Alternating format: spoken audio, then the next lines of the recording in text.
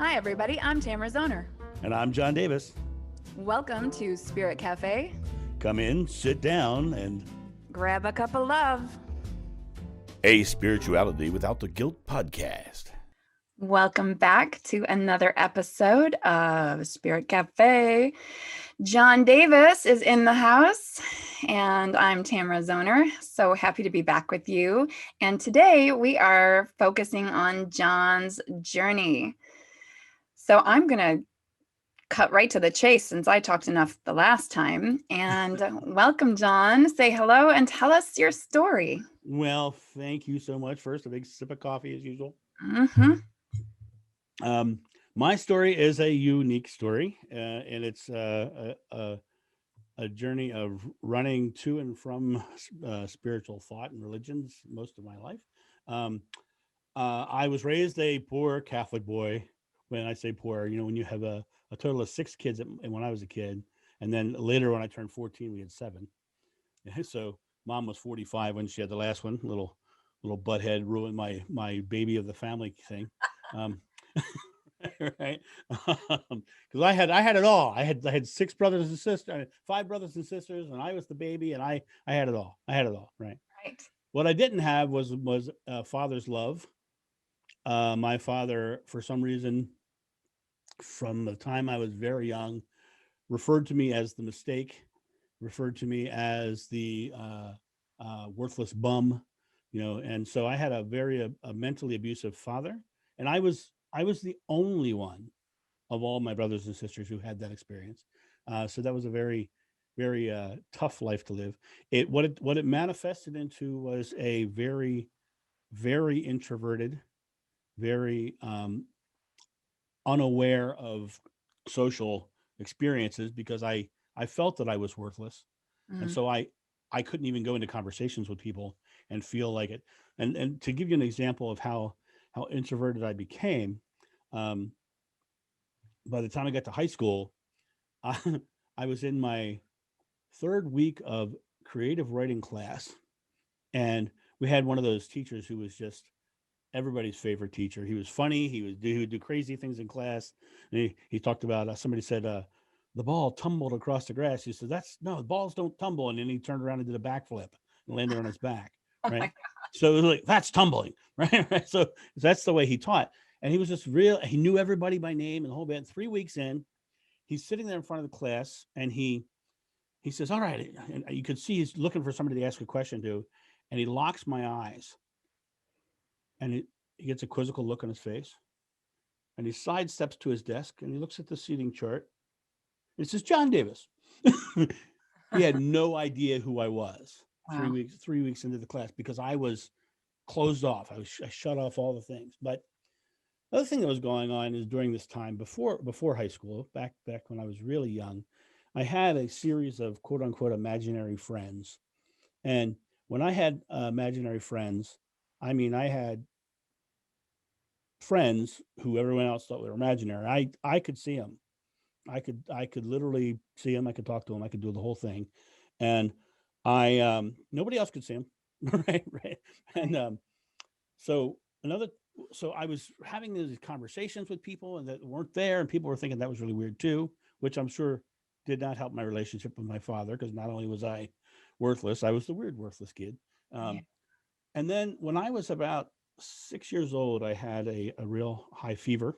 And I didn't even find this out until later in my life, but I had a real high fever, and they were really worried I was going to die. And I was in my bedroom, and they were like, okay, the doctor said he's fine, but I was like over 104, 105, like way up there.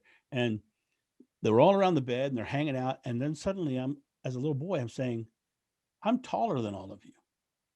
I'm on the ceiling. And then I'm talking to them as if I'm above my body, right? And then I start talking to somebody else, and basically was told to come back. Wow. Right. And so this is a 6-year-old kid having this out of body experience. So time goes by, my mom being a devoutly Catholic individual. And when I say devoutly Catholic, she has her master's degree in liturgy, which means she got her, not only did she get her master's degree, but she became head of liturgical doctrine at our church. Wow. Now, what that means, for those of you who don't know what that means, that means whenever the priest does a sermon at a church, the priest writes the sermon and has to pass it by his head of liturgical doctrine to make sure his sermon will match church doctrine. And so he brings the sermon to my mom, and my mom looks at the sermon and then says, "Yes, Father, you can do that. Kiss the ring." And and the priest then can then go to the speech. This is how Catholic my family was. Well, long about 8 years old, I had these older brothers and sisters, and one of my brothers was tasked with taking his young brother off to church one Sunday morning, and and he decided he didn't want to go to church that morning. And he had gotten really good at going to church around the right time, walking in the back door, grabbing the bulletin, and saying, "Look, I was there." Right, Right. right, right. And all my brothers and sisters got that one, but I was an 8-year-old kid, and my he took me to putt putt golf and ice cream that morning instead of Sunday mass. And he kept telling me, "You can't tell mom, you can't tell mom, you can't tell mom." The next Sunday, I was in the choir loft with my mother. And my mother not only was head of liturgical doctrine, she led the choir and she also was the organist. Okay. So, I Wow. mean, my mom's job was the church. If she wasn't Apparently. home, she was at church. And so here I was, here I was, and the priest did a whole sermon on. Hang on, let me say that again. A priest did a mom-approved sermon, Right. right, Uh-oh. on mortal sin, mortal sin, and then he's talking about no mortal sin. And at the end of his mortal sin speech, he also mentions that knowingly skipping mass is a sin. Now, it's not a mortal sin, but it's a sin, right? So here's this 8-year-old boy who just heard this whole thing about being damned to hell for mortal sin, and now he's saying you missed mass and that's a sin. I was devastated. I was devastated in the choir loft next to my mom trying to play the organ. I'm crying. I'm going to hell. I'm going to hell. Oh my god! And she was like, and so of course, I completely confessed to everything that my brother and I had done, and after my life had passed before my eyes, and then of course later that day my brother's life passed before his eyes. Um, and so that was my experience with Catholicism all the way through. I had a lot of issues where it was just a fearful experience. Everything was very, very, very fearful, and I I went through high school. I went through all the process, and let me say, when your mom has that kind of a job, you spend a lot of time at church, and you know a lot of priests, I bet. right? And the priests come to your house for dinner, and the nuns either like or dislike your mom because of her position in the church. And there's some of them really, you think nuns are supposed to be, Christ-like. A lot of them are not. A lot of them are not. Well, I'm sure a lot of priests are not as well, but we had several experiences of nuns who came through our parish who really just did not like mom because of her position, Mm-hmm. and so that was very, very hard. Um, so her son, I knew all of them. So I couldn't go around town and see them without either getting their judgment or me seeing things that I wasn't supposed to see. Right? Yeah. Like I grew up in Rehoboth Beach, Delaware. It's known as the nation's gay summer capital. It's 3 hours east of Washington D.C. It's a beautiful, beautiful town. Um, it is just gorgeous. Lighthouses and dolphins in the waves. Beautiful kind of place. And uh, one of the things that the Catholic Church owned at that time was a gigantic mansion in the wealthiest area of town, and all of the priests of the diocese used to have their vacations in Rehoboth. Mm-hmm. And I cannot tell you how many times I was out and I saw the priest walking hand in hand with some man, or out to dinner with a group of giggling men. Or one night I walked past a bar, and it was a very well-known gay bar, and one of the priests came running out, giggling, holding a man's hand. And I said, "Good evening, Father." And his face went white, right? Right. um, so I got to see a lot of the hypocrisy of it as well. Mm-hmm. Um, Now, as I got out of high school, I took a job as a landscaper, and I did a lot of planting, which I go back to Rehoboth now. I pointed out to my son, I planted that tree, I planted that tree, I planted that tree, I planted that tree, and he really hates it. But, but and eventually I was still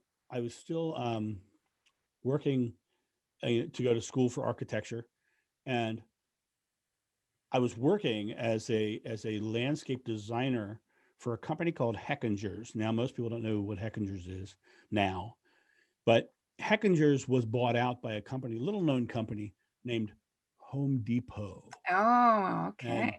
when you look at Home Depot, right, they are Heckingers, only orange instead of blue. So Okay. basically, they're Lowe's, right? Because Lowe's Right. is blue, right? Yeah. So I was designing landscaping for houses for the state of Maryland. I was going around training people in the stores how to do landscape design. I was doing a bunch of that kind of work, and I was flying out on the weekends doing my comedy sword fighting show. Now let me back up just a little bit about the comedy sword fighting show. You were very generous in our last episode to talk about what brought you out of your shell. Hmm. Um, when I was I guess was right out of high school. My best friend in the world, Tim, and we called him Tim because his real name is Efthymios Lazaros Guvas. Oh my Um, goodness. right? But did I mention Rehoboth has a lot of Greek people? Okay. All right, so Tim drugged me to a Renaissance festival, and I thought it'd be really cool to go. Well, Tim was also one of these guys he's one of these guys who really should have been a Hollywood prop maker or costume maker, but he ended up working at his father's pizza shop his entire life, Oh, and okay. and managing that. So, but he always made the most incredible things, and he says, "All right, we're going to go to this Renaissance festival, and you're going to wear a costume." I'm like, Mr. Shy introvert guy is now going to wear a costume. So they put me in a costume. You have to understand, at that time, I guess I was 19 or 20 years old when this happened. And they, they put me in a full suit of armor, a Viking armor, with Oh a my. horned helmet and a giant battle axe. And I went to this Renaissance festival, and I had never had so much positive reinforcement in one, brief moment. It was like uh, um, extra positive reinforcement all right then and there. So I was hooked immediately. Everybody wanted their picture taken with me, and it was Oh, just really it was go great. And I came up with this character, Darian the Barbarian, comedy character, right? Big giant Viking guy who was really a child in his mind. Oh, this is good. And so the next year, I decided I was going to go back. So by the time I went back the next year, I made my own costume, okay. and then I was all into it. I was like, "Yeah, Renaissance Festival," and then and then I I I went the next year again, and the entertainment director of the festival walked up to me. He says, "Can I talk to you?" Yes, yeah. We really love what you guys are doing. Would you want to come be part of the cast? And I said, I would love that. That'd be great. So he invited me into the cast. Now, I was still that extremely introverted guy. Uh, I could only not be that when I was in character. okay. Right? I got in character, and now I'm a cast member at the fair. Hmm. Now my job is to talk to thousands of people a day, Right. right? And so now just like you in the garden center, for Mhm. me, it was like I suddenly had to talk to thousands of people a day. Now the fair would end and we'd all hang out in the evening, and I was that shy introverted guy again. Okay. And then the more positive reinforcement I got, the more I started to come out of my shell. Hmm. Um, then I decided I really wanted to get into stage combat, and I got really tired of wearing tons of armor, by the way, because it's a very exhausting thing. And I decided I wanted to try an English character as opposed to a sort of a Russian character, which is what Darian was. He was, I am Darian the Barbarian. I eat people. Right. That was the kind of thing he said. Um, and I decided to become a funny English character. So I wrote a character named Sir Cyril the Chicken Heart. Oh. Right. And I didn't. Hello, my name's Cyril T. Chicken Heart, middle name the. Best known for surviving 33 campaigns, and only 4 times did I do it by dressing like a lady. You know, right? So I became Cyril the Chicken Heart. Now I'm Cyril the Chicken Heart, and the festival brings in two of the top fight directors in the world to direct their live combat chess match. And I'm like, I want to volunteer. My hand goes up, volunteer. So I go down, I meet these two guys. They put me in the fights. They put me in 6 fights. And at the uh, end of the, um, can you hear me? Yeah. Okay, good. My audio card here was doing funny things over here to my left. um, um, they put me in 6 fights, and then suddenly I came out of that year. The two guys came back to me and they said, John, we see a lot of talent in you as an actor and a combatant, and we want to give you all your training for free. Oh, wow. And so I started learning stage combat, right? Now, one of these gentlemen, a man named Brad Waller, who is, in my mind, the epitome of love. He is just one of the most loving and caring individuals ever. Um, he started an organization called the International Order of the Sword and Pen. And the International Order of the Sword and Pen is an organization that brings fight directors from all around the world together. Mhm. Um, and every other year we do a big giant workshop up in Canada, in Banff, Canada, and basically it's all the instructors come and their flights paid for, their food's paid for while they're there, but they make no other money. It's literally an event designed to share knowledge. Mhm. Well, that event got me connected to the guys who did the fights for Highlander and Star Wars and Lord of the Rings and the Sherlock Holmes movies and I actually have friends when you watch Robin Hood Men in Tights. I have friends who you can see in the film, right? Right. I have lots of famous film people, and then I got to do a little bit of film work and do a little bit more of that and some stunts for film. All the while, I was putting together my own comedy sword fighting show called Hack and Slash, and Okay. Hack and Slash became very popular. It became a very popular show. It has been seen in that show is seen in 16 countries around the world.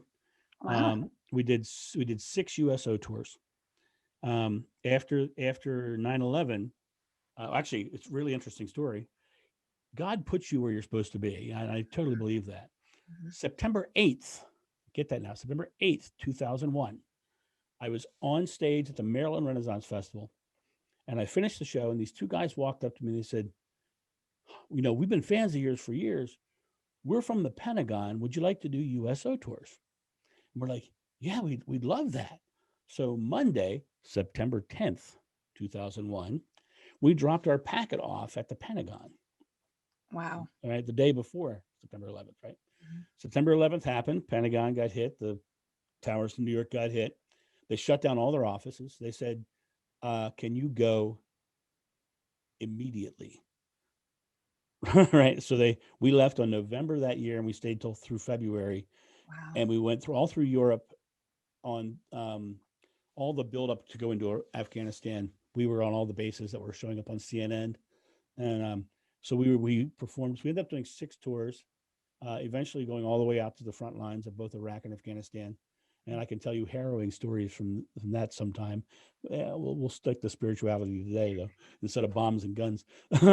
um, but so during all this time, I was, in the early part of Hack and Slash, I was still working as a landscape designer for Heckingers.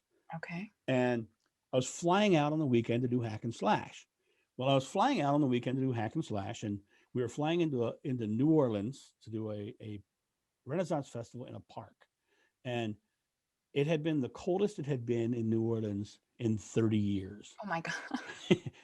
And I'm flying in, and when you fly to New Orleans, where I was flying in I was flying on a little tiny planes, so you couldn't take a lot of stuff with you.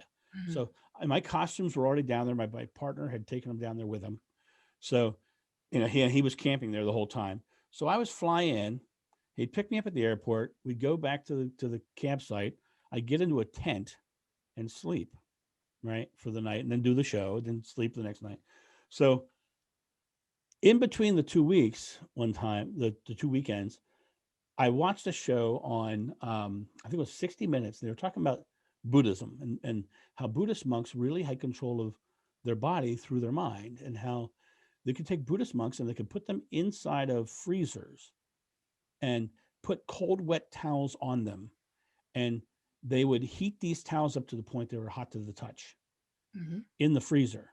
And it was all through their minds. So here I was lying in this tent in New Orleans, freezing my butt off and not knowing any better. I thought, well, if they can do it, I can do it. Right. It doesn't take years of training or sitting on a mountain somewhere. Right. Right. I didn't think that way. I thought if it's possible, it's possible. I can do it. So I started focusing on my feet. And as I started focusing on my feet, I started feeling my feet get warm because I'm thinking my feet are warm and my feet got warm. So Mm. I thought, okay, I'm bringing it up my body now. And I brought it up to my shins and then my knees and then my thighs and then my up to my belly button. And it came up to my chest and it wouldn't go any higher. And my hands were here like this.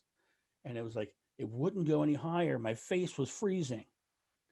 And then to use Tamara's words, I heard a voice. Aha. And the voice says, relax into it. And when I relaxed into it, my the heat rushed into my face and right out the top of my head, and my eyes, were though they were closed, suddenly went burst into pure white light, and I completely felt like I was connected to everything around me. It was like there was no separation of anything, Mm. and I'm having this massive experience. Next day, I come out of the tent and I'm trying to contemplate what happened the night before. Was I dreaming? What was all that? But I took because I went right off to sleep after that experience. I Mhm. was like, okay, woke up the next morning. So I talked to my partner. I'm trying to explain it to him, and my partner had been a transcendental meditator for many, many years, Okay. and he said that he says, well, you did something that I've been trying to do. He says you had a kundalini rising. He says basically you brought your energy up from your lowest chakra, and you brought that energy up from the lowest through the others, and you burst open your crown chakra.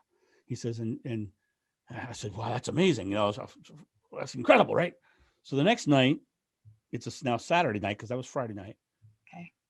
He goes off on a date, and I'm still there at the campground in that tent. I said, well, I'm going to do it again. Whoa, yeah, this is going to be exciting. So I get there and I get all excited. I'm warming my feet up and it's working, working. Suddenly I hear a zipper and I open my eyes and I watch my partner step into the tent, step over top of me to where he's sleeping. And when he stepped over top of me, I looked at my own face over there. Right. I was staring at my face and I was like, and it freaked me out. And next thing you know, I was awake and I was sitting up. I said, his name was Spencer. I said, Spencer, you just stepped into this tent. I just saw you step over me. And I looked at my own face. And and the whole time it was going on, all I could hear was home. Oh my. Right. Yeah. And I'm like, oh, you stepped over me. And I saw my own face. And he says, did you hear the humming noise? And I said, yeah. He says, you're out of body. Happens to me all the time. Oh, no big No deal. big deal, right? So now I'm like, okay, this is freaky. This is freaky. So my sister and I have a very close connection. My sister Patty and I have a close connection. We just kind of think the same way. And so during the week, I was talking to her about this experience. I'm like, oh, I don't know what this is. She said, well, you should look into a book called The Celestine Prophecy. And I had never heard of this. I didn't at that point. I didn't understand my spirituality because Mhm. I had so many weird things going on with the seeing imaginary friends and all that. I had so many different contradictory things going on. I had no idea. So she tells me about this book. So Heckinger's, right next to Heckinger's, was a Borders bookstore. So I walked over to Borders at lunchtime and I went to the religion section, not even knowing that there was a metaphysical or spiritual section. Mhm. Didn't even know it existed. And I'm standing in the religion section and I'm looking, I couldn't remember the title of her book. And I was like, what is the title of this book? And then the hair stood up on the back of my head. I had hair then, stood up, and something told me to turn around. And I turned 180 degrees, and the only book on the shelf directly behind me was the Celestine Prophecy facing outward. The rest of them were in like a normal. This was facing straight to me. I bought that book and I read that book. At this point, I was a vegetarian, um, and I had gone that way for many reasons, and I'm not now. I'm completely the opposite. um, so I read that book and I started having the experience of seeing auras, which I had never even considered that being a reality of things. And it didn't start seeing them around people at all. And it's I don't really see them as colors. I just see them as flows of energy, if that makes any sense. Mhm. So the Celestine prophecy showed me that I can focus on a tree and I can see the energy coming off the tree. So I started doing that. I started experiencing that situation. So I started doing that everywhere I went. Now here I'm really into this. I'm meditating all the time. I'm doing all I was having experiences where I would lay down at night and have spontaneous kundalini risings. I would literally lay down and it would go boom and it pop out of my head. And then when I wasn't having that experience, when my eyes were closed, instead of seeing darkness, I would see what I would growing up at the boardwalk. I totally get this. Spin art, you know what spin art is? Mhm. Okay. I would see colors in a swirl pattern in my in my head. And Okay. then I discovered that I could manipulate the colors. I could literally move them and move them around. So now I'm really getting deep into the weirdness, right? But Yeah. by the way, I have never done drugs in my life ever. I never even smoked pot. Wow. Never done that. I drank. I didn't start drinking until I was 21. I don't drink. I don't drink now at all. Just because I don't feel the need. The need. I get my buzz in other ways. um, right. Um, but I started having really amazing experiences. So then I started studying everything I could. Mhm. So I'm still doing hack and slash, still flying off doing hack and slash. And I ended up stopping working at Hack just because hack and slash started doing well. We started, you know, really performing all over the country, all over the world, and doing a lot of amazing things. I found myself in Toronto at a friend's house because we were doing a show. It was now it's gone, but it was a Renaissance festival in Milton, Ontario, and we were staying at a friend's house. And I'm sitting in that room, and on the other side of this room, this woman's staring at me, and I mean staring at me in a way that was like uncomfortable. Mhm. Ooh, this woman just okay. Don't look at me, right? Stop that lady. Ooh. And eventually, she gets up and she beelines it right up next to me, and she starts laying out a lot of things about my life. And I'm like, okay, this is just too bizarre, too weird. She said some things to me that I'm not going to share today, but she said I had very specific purpose, and she was a psychic. Now, for those of you who are Catholic, psychics are bad. Psychics are bad. So I'm like, okay, that's just too weird. But I was intrigued, and I was intrigued enough to know that in several weeks from that, she was going to be at the Maryland Festival with her husband because her husband was had one of the leading bands on the festival circuit. And I said, okay, let's do a reading when you come to Maryland. Mhm. And she said, oh, okay. So she came to Maryland. She actually, just like those other teachers, she refused to be paid, which I Okay. thought was fascinating. And she started laying out everything about my father, everything. She told me everything that I had done, Mhm. which I found really fascinating later when I found the story of the Samaritan woman in the Bible where Jesus had told her everything she'd ever done. Right. And then she told me about um, a very specific past life that I had. And it was, whenever you hear past lives and reincarnation, you always think, oh, somebody thinks he's Napoleon, or something like that, or somebody big. And she laid out a big name. Well, she actually at that point she did not. She laid out that I had done something. I had had a big experience with somebody who was a big name, put it Okay. that way. And when she said it, I knew that I had, and that was freaky because this went against everything that I had been raised to believe. Reincarnation was not a thing, and psychics were not a thing. But when she said it, I knew it, and I knew with all my heart and soul that it was true. So now I'm hooked, right? So now I have to have another reading. So I decided to have my next reading on the beach in Rehoboth Beach, Delaware. We actually ended up not doing it in Rehoboth. We did it in Lewis, Delaware, which is just north of there. And in that next reading, in the middle of her reading, she starts using somebody else's voice and starts talking to me, and she starts telling me things about a different time. Mhm. And then she says, "Do you see me?" And I said, "No, I see she," because I know it's not her. I know it's somebody else. She says, "Open your eyes and see." And I'm like, "What's he mean?" My eyes are open. I'm looking at her, right? So I close my eyes, and when I closed my eyes, I saw. I closed my eyes, and it was like watching my face raising out of the sand, like I was lying face down in sand. And I raised up, and I looked up, and I saw 2 feet right here in front of me. Mhm. And I was, and then I looked up, and I saw this person that was speaking through her, and life changing, Yeah. freaked me the hell out. I was done. Nope, running away from this crap. This is not anything I want to be involved with. Ran away, Wow. terrified of the whole thing. Ended up going to Florida to do a show, and I'm walking around at a holistic fair, and I walked past the line of psychics because I wasn't going to stop. Wasn't going to stop. And I'm walking by, and this lady stops her reading.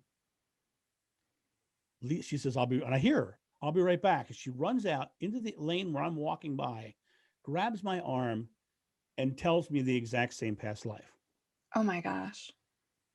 And then it happened again.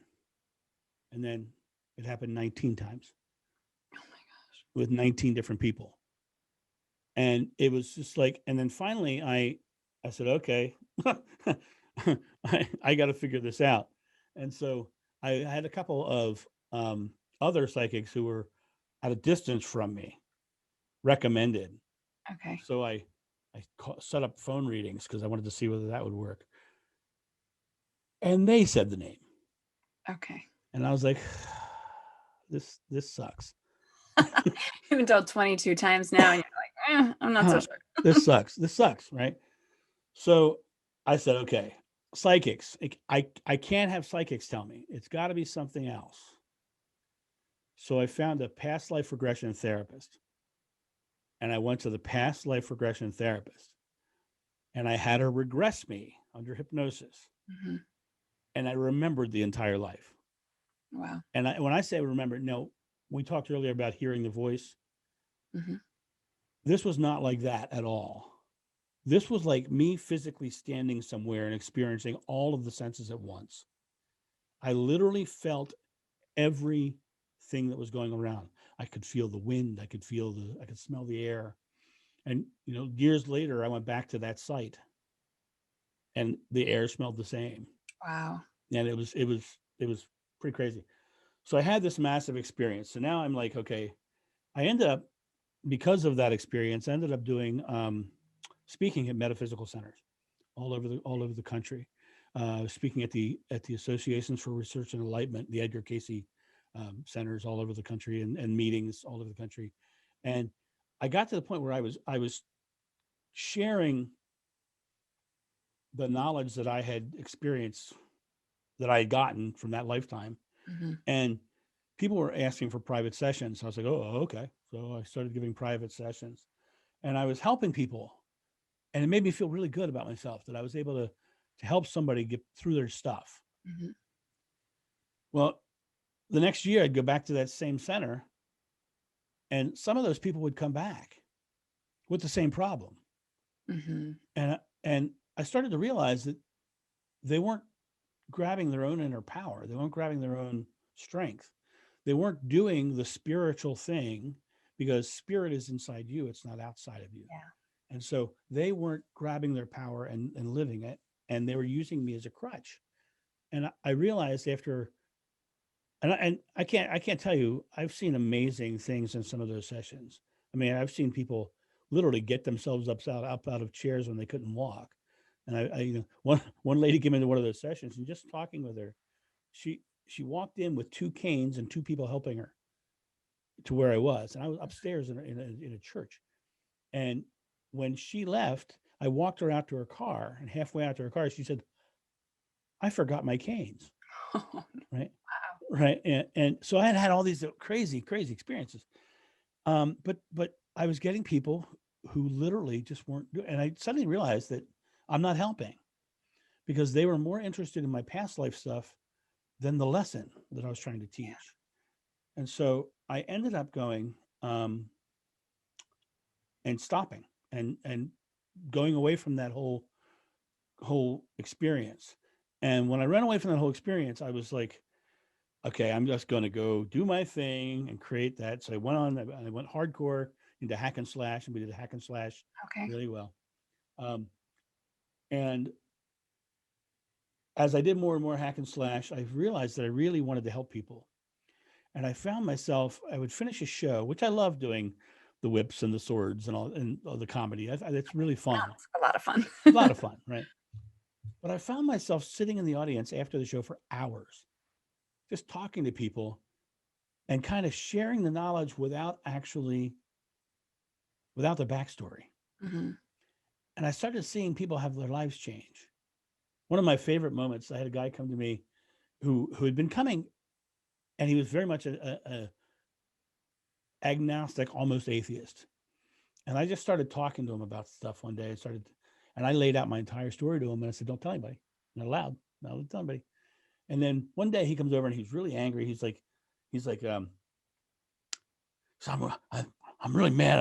I think I'm going to leave my wife. I'm like, why? He said, well, I work hard all week long, and then I come home and I want to come out to the fair and I want to do this. And when do I get my day off? And meanwhile, I know for a fact his wife has 3 kids at home. Hmm. And he's like, blah, blah, blah, blah, blah, blah, blah. I said, can I ask you one simple question? He goes, yeah. I said, when does she get a day off? And he goes, I said, if you want love in your life, you have to foster the love that you have. You have to love the ones that you want to be loved by. You have to give that love first before you can get that love. And he got up and he went home, and they're still together today. Wow. um, That's some good advice, John. right? Yeah, and so that's the kind of stuff that I was doing. Now, you were very generous in your sharing relationship stuff, so I'll touch on that relationship stuff a little bit. I early on in my, I guess I was 21 years old. I was singing in bars with a group called the Acapellers. I was the lead singer back in the day when I had a first tenor voice back in the day. Now my voice is a lot lower because I did 4,000 shows as Sir Nigel Heck, the richest, most handsome knight in the realm. Right. That'll So do it. Well, that and it changed age, a right? lot of the tone in my voice. But I met a lovely woman named Jennifer, who I fell madly in love with. 6 foot tall, dark curly hair, Syrian woman, and Wow. just lovely, lovely woman. Fell madly in love with her.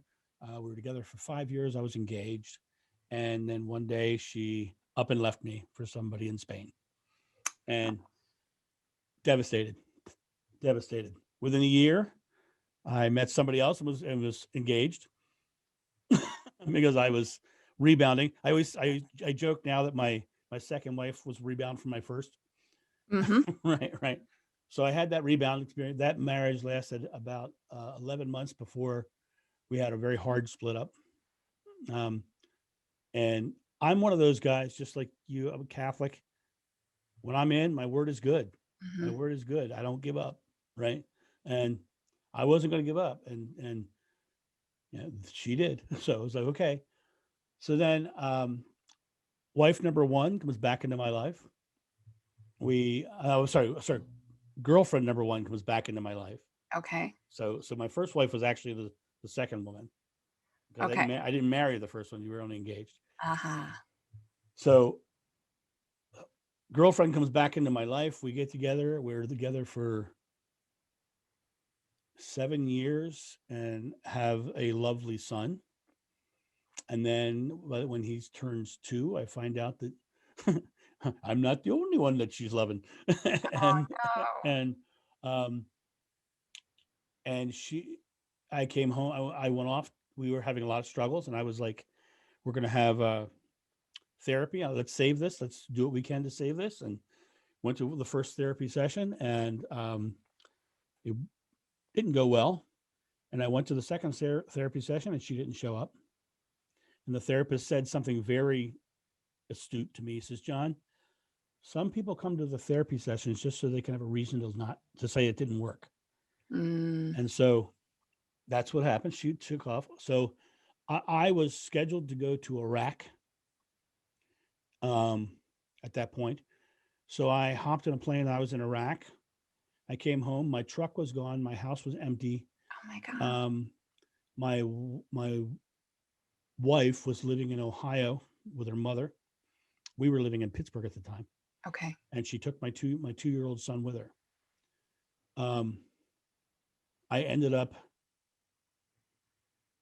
of course, leaving because when I got home, my truck was gone and all that was gone, but the house had a for sale sign on it.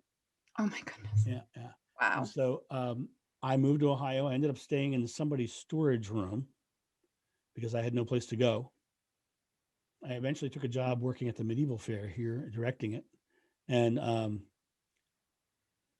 that was the hardest, most emotional time of my life because when you have as a parent, Yeah. when you have a child, there's no love greater, Right. and for me, I was devastated, and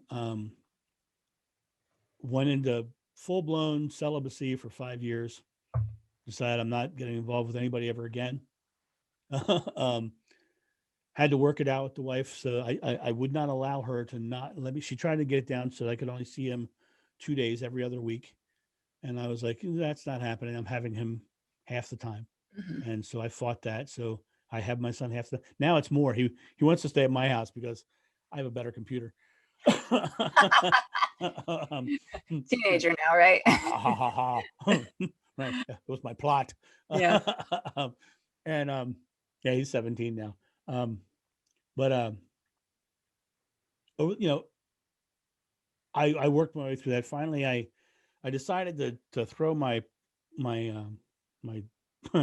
on the table again, and I asked God. I said, thank you, God, for a new loving relationship in my life. And Mm. that night, I online. I hooked up with a friend of mine who I'd known for years, and we were like, "Oh my God, oh my God!" And we were together for 5 years, and I got married, and then um, then I found out that she had another one in Canada, and so I was devastated again, Yeah. and um, decided to go full headlong into just doing my speaking, and did my full speaking career. And now I do the thing called the Corporate Action Hero. Right. So when did you, that was my question, because I knew about the Renaissance stuff and I knew about the corporate because that's how we met, Mhm. but I didn't know how you got there. Right, right. Well, the way I got there was interesting.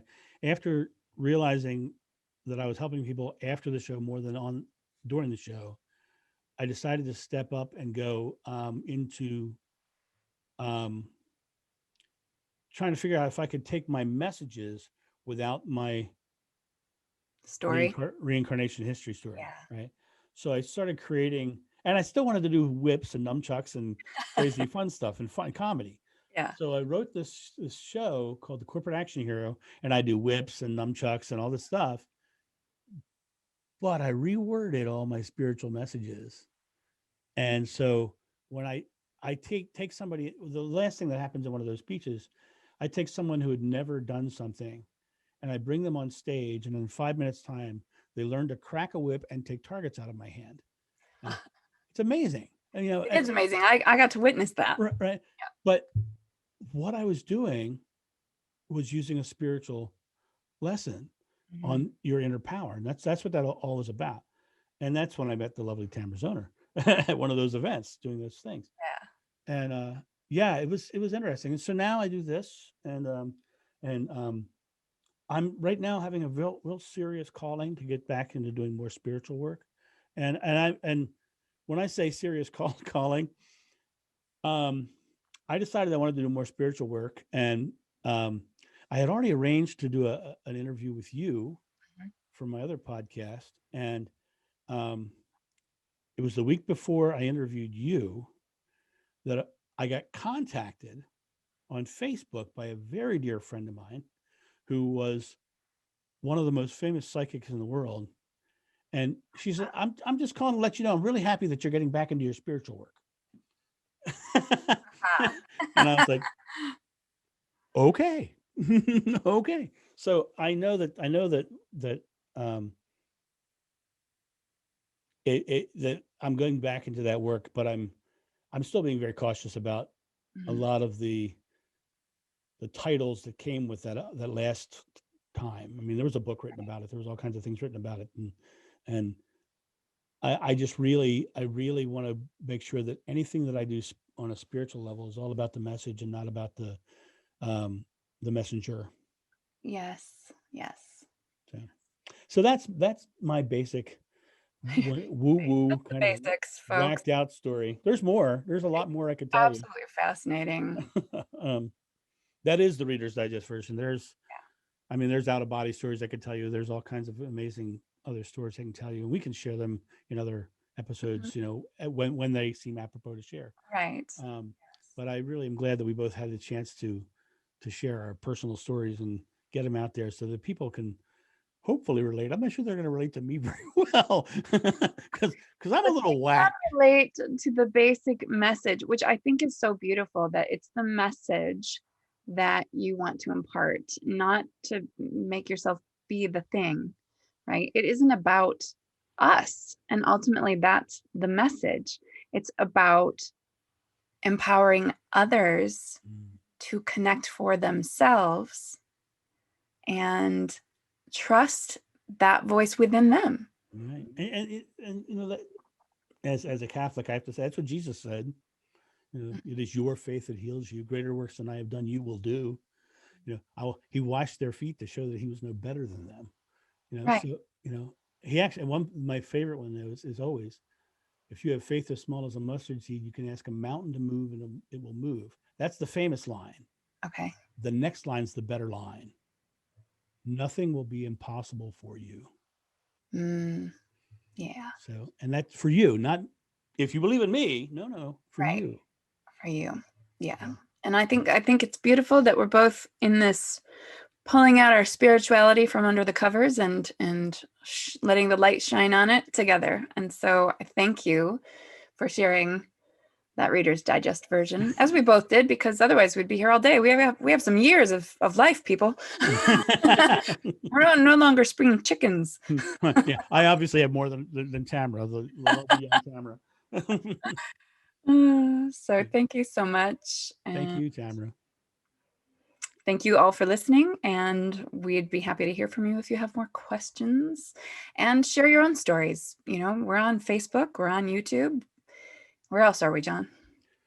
Facebook, YouTube, and we have actually a website. And we have a website. Yeah, Spirit Cafe Podcast. And you know what's on there? The same thing that's on our YouTube channel. Well, hey, so you Spirit can Cafe Podcast.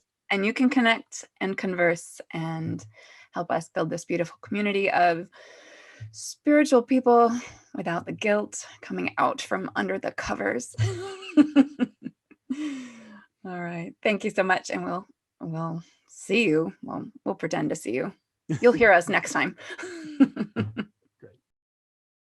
For comments and suggestions, please visit us on Facebook at Spirit Cafe Podcast.